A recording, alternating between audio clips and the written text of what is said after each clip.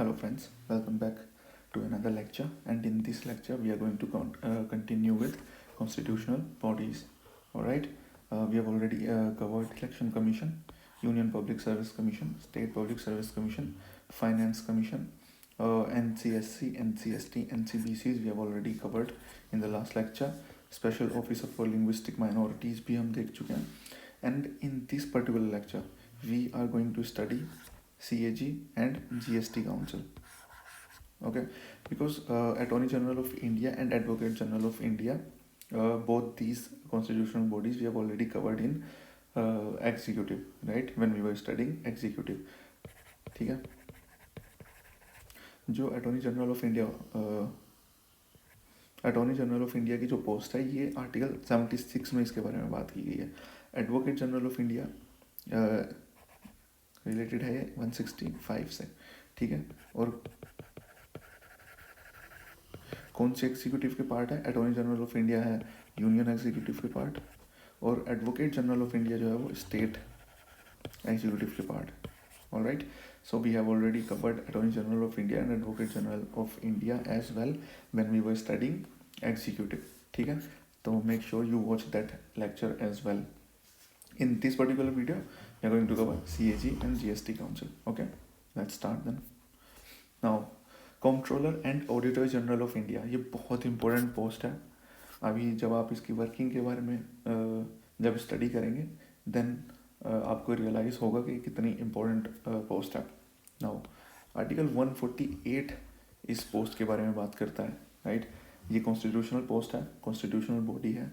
इसका मतलब है कॉन्स्टिट्यूशन में इसके रिगार्डिंग प्रावधान है. मतलब आर्टिकल 148 इस controller and auditor general of India के बारे में बात करता है. Okay, article 149 talks about its duties and power. ठीक है, then article 150 form of accounts of the union and of the states, इनके बारे में बात करता है. एंड देन आर्टिकल 151 बात करता है ऑडिट रिपोर्ट्स के बारे में. Okay, CAG is the head of the Indian audit and accounts department. जो इंडियन ऑडिट और अकाउंट्स के जो डिपार्टमेंट के हेड होते हैं वो CAG ही होते हैं. ओके, और इनको कहा जाता है guardian of the public purse because it controls the entire financial system of the country at both central and state level. ठीक है, तो सेंटर और स्टेट लेवल पे दोनों जगह CAG ही काम करते हैं. Doctor Bhimrao Ambedkar said that the CAG shall be the most important officer under the Constitution of India. ठीक है, ये सबसे इम्पोर्टेंट पोस्ट बताई गई थी कॉन्स्टिट्यूशन ऑफ इंडिया के अंदर. कैसे, इसके बारे में we are going to study in this lecture. One of the bulwarks of the democratic system of government in India, the other being the supreme court, election commission and the UPSC. ठीक है, तो ये एक तरीके से स्तंभ बोले जा सकते हैं डेमोक्रेटिक सिस्टम के. हमारे यहाँ के जो डेमोक्रेटिक सिस्टम है उसके वन ऑफ द पिलर्स है CAG की जो पोस्ट है. ठीक है, and other being supreme court, election commission and union public service commission. ठीक है, the CAG is appointed by the president oath in front of the president. ठीक है, जो CAG जितनी भी कॉन्स्टिट्यूशनल बॉडीज़ हैं उनके चेयरमैन जो होते हैं यूनियन लेवल पे तो प्रेसिडेंट ही उनको अपॉइंट करते हैं. ठीक है, आप सभी ने नोटिस किया ही होगा अब तक जितनी भी कॉन्स्टिट्यूशनल बॉडीज़ हमने देखी अब तक उन सबके चेयरमैन को प्रेसिडेंट ही अपॉइंट करते हैं, और उन सबका ही टर्म 6 years और 65 years होता है. ठीक है, whichever is earlier. Okay, resignation letter जाएगा प्रेसिडेंट के पास. Resolution of his removal can be pass in both the houses with special majority. ठीक है, either on the grounds of proved misbehaviour and incapacity. ये बहुत important point है कि किस ग्राउंड पे CAG को रिमूव किया जा सकता है उसकी पोस्ट से. ठीक है, तो 2 ग्राउंड्स हैं, मिसबिहेवियर और इनकैपेसिटी. ठीक है, और स्पेशल मेजोरिटी से रिमूव किया जा सकता है, और रिमूव कराने का रेजोल्यूशन दोनों ही हाउसेज से पास कराया जा सकता है. Okay, he is not eligible for further office either under government of India और government of any particular state.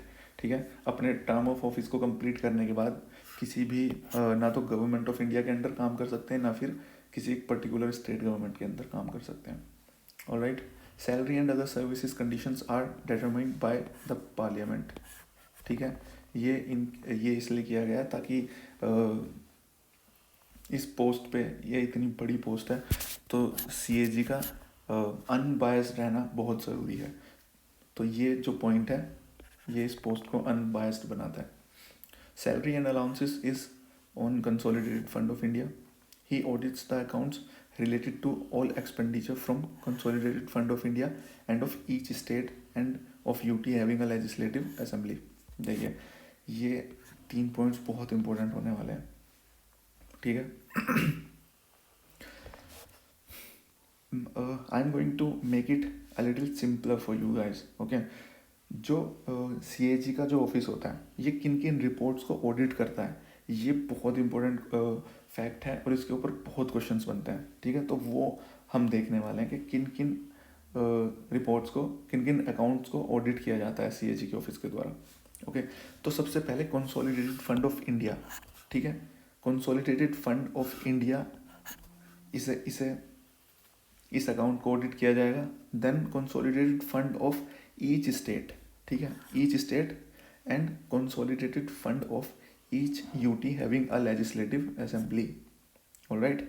अभी फिलहाल 3 ऐसे UTs हैं जिनके पास लेजिस्लेटिव असेंबली हैं, Jammu and Kashmir, Delhi and Puducherry, alright.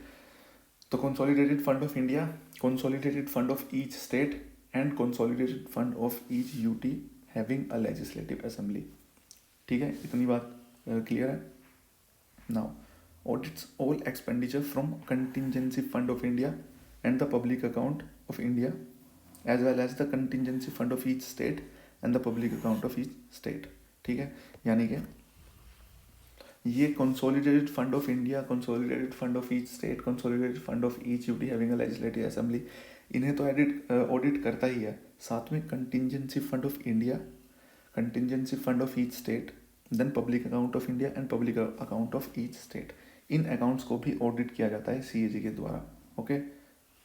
Audit all trading, manufacturing, profit and loss accounts, balance sheets and other subsidiary accounts kept by any department of the central government and state government, ठीक है। तो central government और state government के इन सारे accounts को भी audit किया जाता है CAG के द्वारा, ठीक है।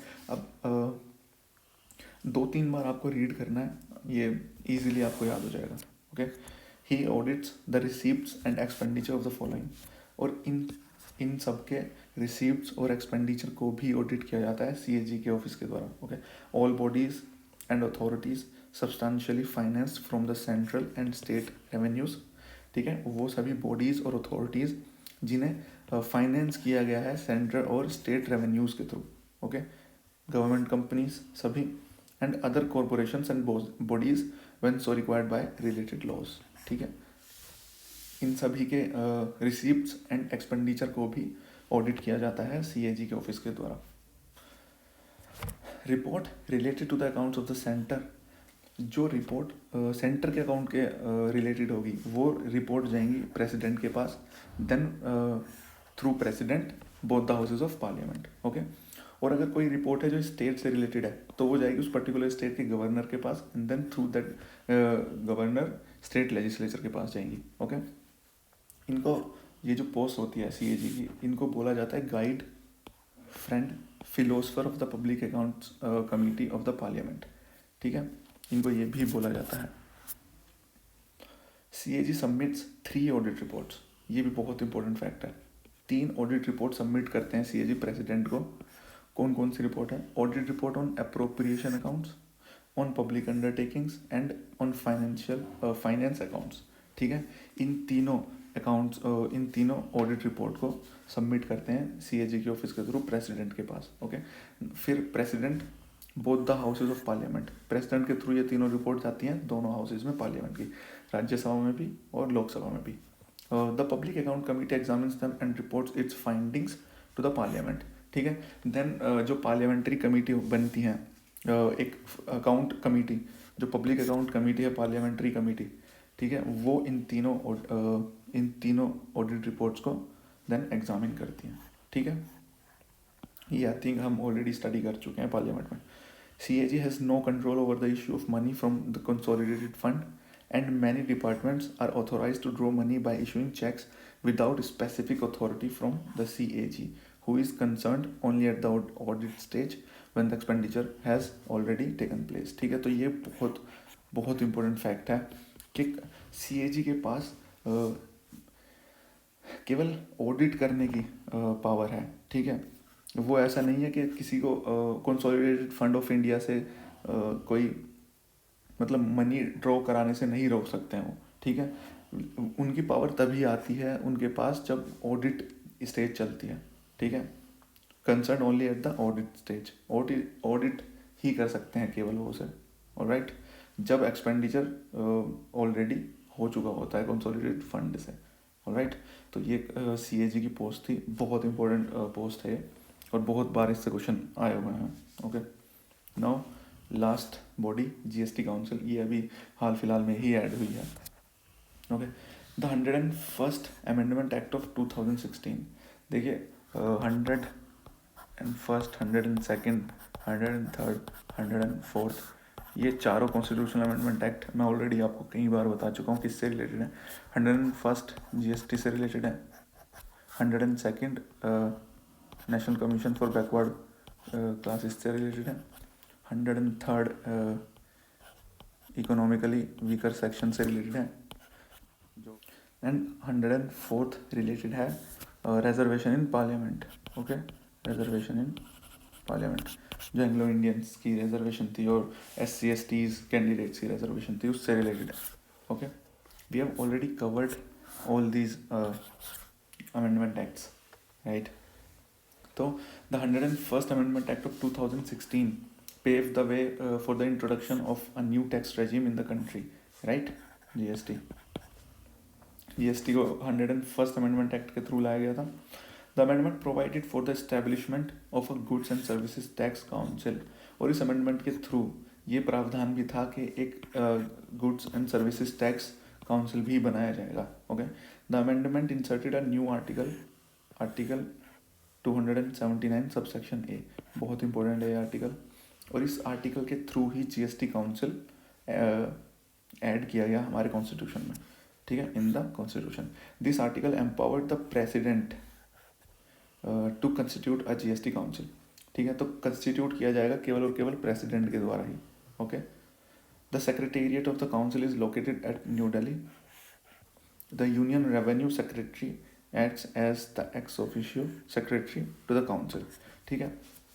तो ये कुछ फैक्चुअल डेटाज हैं, 3-4 चीज़ें ही हैं जो आपको याद रखनी है, जैसे 279 subsection A, 101st amendment act, president constitute करते हैं, न्यू दिल्ली में सेक्रेटेरिएट है। ओके, नाउ कंपोजिशन बहुत इंपॉर्टेंट है। देखिए कंपोजिशन की बात करते हैं। The council is a joint forum of the centre and the states and consist of the following members, ठीक है। जो काउंसिल है ये जॉइंट फोरम है, इसके अंदर सेंटर से भी मेंबर्स हैं और स्टेट्स से भी मेंबर्स हैं इसके अंदर। इन दोनों से मेंबर्स चुन के बनाया गया है इस GST काउंसिल को।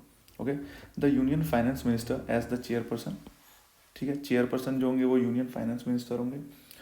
The union minister of state incharge और revenue, state incharge of revenue और फाइनेंस, ये इसके मेंबर होंगे। The minister in charge of finance और टैक्सेशन और any other minister nominated by each state government, ठीक है। आई थिंक 33 मेंबर्स हैं अभी GST काउंसिल में। The decisions of the council are made by 3/4 majority of the votes cast.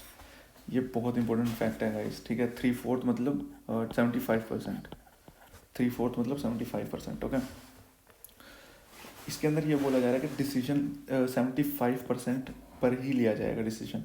अगर किसी point को लेके 75% लोगों की सहमति है केवल और केवल, तभी उस डिसीजन को लिया जाएगा, अदरवाइज नहीं लिया जाएगा। The centre has 1/3 of the votes cast. देखिए 1/3 केवल और केवल सेंटर के पास ही है। 1/3 का मतलब है 33.33%, right. And the states together have 2/3, 2/3 मतलब 66.66%, right. Each state has 1 vote irrespective of its size and population. देखिए 75% चाहिए किसी भी डिसीजन को लागू कराने के लिए, ठीक है। और सेंटर को हटा के बाकी सारी स्टेट्स के अगर वोट्स मान लिए जाएं तो भी 66.66% ही बैठ रहा है।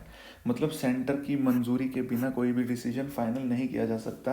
अगर सारी की सारी स्टेट्स भी एक साथ हों तो भी नहीं किया जा सकता है, क्योंकि मिनिमम जो यहाँ पे रिक्वायरमेंट है वो 75% की है, लेकिन सारी स्टेट्स मिला के 66.66% ही कर पा रही हैं।